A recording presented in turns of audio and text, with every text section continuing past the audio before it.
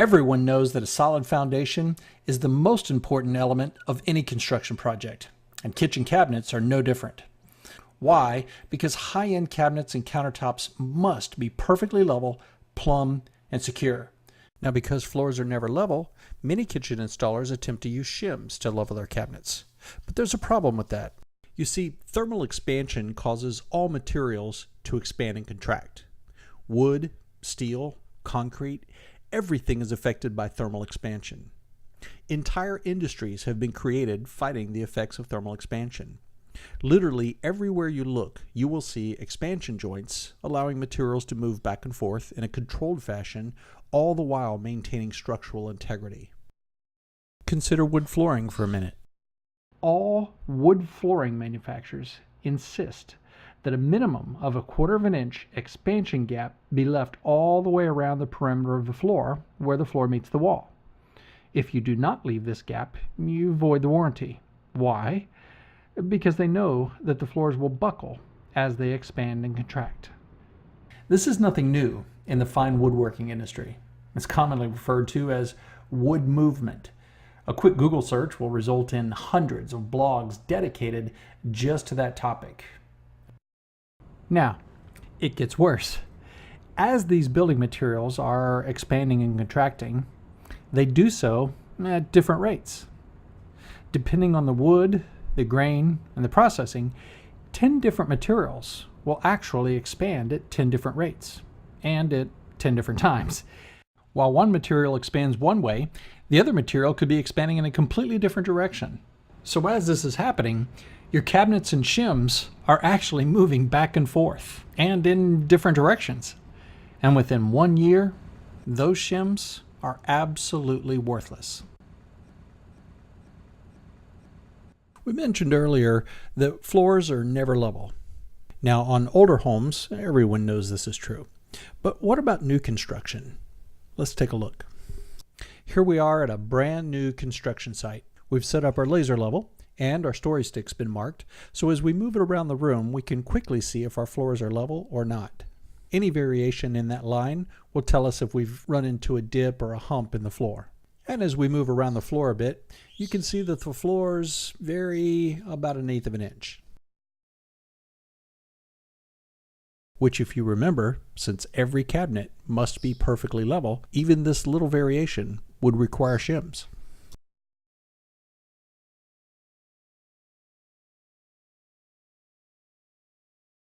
As we get about 8 or 9 foot down the run, we start getting into trouble. Now we've got about 3/8 of an inch to make up. And as we move down the run even further, about 8 or 9 foot, you can see we have a huge difference to make up. Well over 1/2 inch, which is going to require a lot of shims. So as you can see, even new construction, the floors are never level. Why? Well, to understand this, you just have to know how concrete slabs are created. The concrete is simply poured in. The power screeders come in and set the concrete in place. And just behind them, the finishers come in and trowel out the floor until it's smooth. Now, this method works great for the most part, but there's no possible way to get the concrete perfectly level, which, by the way, is exactly what we need for our cabinets in granite. So what's the big deal having a couple of shims here and there? Well, let's look. Here is a very basic 6-cabinet run. Let's assume that our cabinets are only off by 1/4 inch from one side to the other. Keep in mind that every single corner of every single cabinet has to be firmly supported on the ground, which means that this very short cabinet run, only off by 1/4 inch, would require shims in 12 different locations. And that's not all. If the cabinets were off more than 1/4 inch, it would require multiple shims in each one of those quadrants. Here's an example of a kitchen we did just recently. Again, we set up our laser, and as you can see, our cabinets and countertop are perfectly level, but the floor is far from level. To demonstrate, we've set up our story stick and marked a black line at the point where the laser falls. Now, if the floor were perfectly level, we could move this stick all the way around the kitchen and the black line would meet with the laser line every single time. But as you can see, as we move our story stick only a few feet down the run, our floors begin to fall off. Only about 1/8 of an inch in the beginning.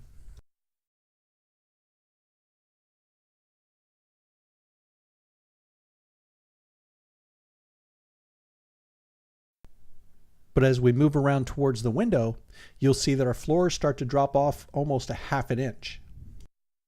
And as we make our way around to the dishwasher, our floor is 9/16 lower than the highest point on the other side of the kitchen.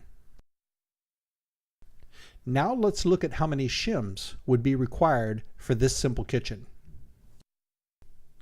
As you can see, 16 points of contact in this kitchen would require shims. Not the best foundation for cabinets or granite. High-end countertops such as soapstone, granite, or concrete are bold and beautiful. But if the foundation has been compromised in any way, they can crack in a second. This is why you will always see granite countertops transported vertically. When you lay them horizontally, they're at their weakest point.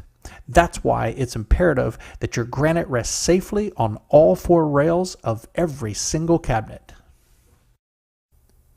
And the average kitchen, only off by 1/4 of an inch, would require dozens of shims.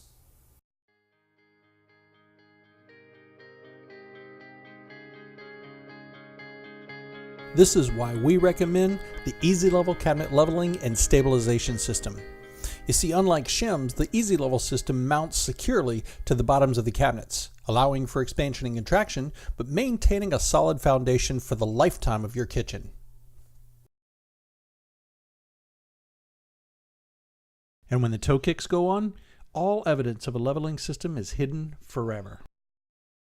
The Easy Level system is so precise that we're actually able to split an 1/8 of an inch laser beam in half in only a few seconds.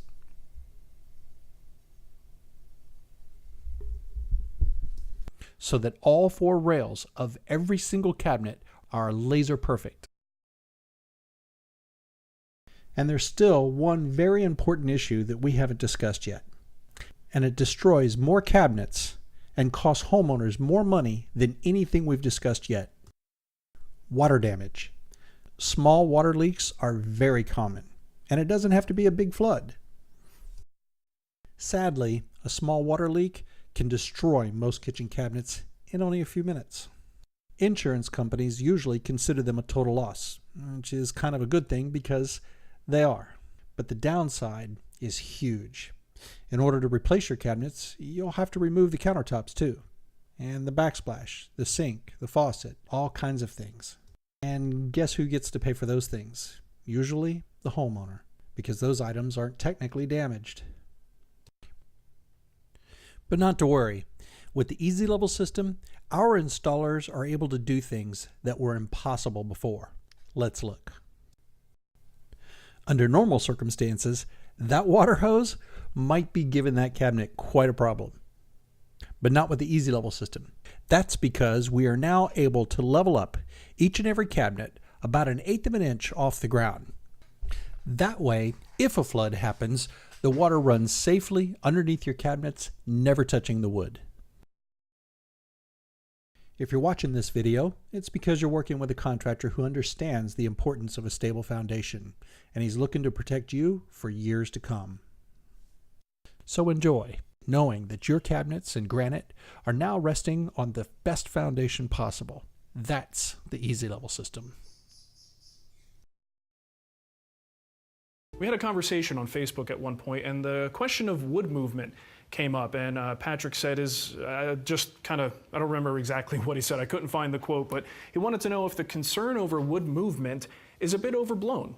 But the truth is, yes, you do have to worry about wood movement, always. So to sort of more directly answer the question if wood movement is necessary, let's look at a couple of boo-boos. You guys may remember the rustic outdoor table site a couple of months ago. Although the breadboards don't quite look as good as they did on day one, this is what the breadboards look like today. Each side has shrunk down by about 1/4 inch, so that's a full 1/2 inch movement across that top. We attach the slices, and now they have, think about a concrete situation where you have those expansion gaps between the pieces, and that's what was necessary to get this thing to survive the seasons. All right, so unfortunately, yeah, you do need to pay attention to wood movement. I know as a beginning woodworker, I really never thought about expansion and contraction of the materials I was working with. So what I always do is I always build in just a little bit of expansion room in my projects, regardless of what they are. And this one was no different. You know, when it comes down to it, wood movement is something you really do need to think about with any of your projects, because it's something that can really take something that looks amazing and turn it into something that's like, well, we could burn it. That would always be fun, maybe for a nice campfire or something. But anyway.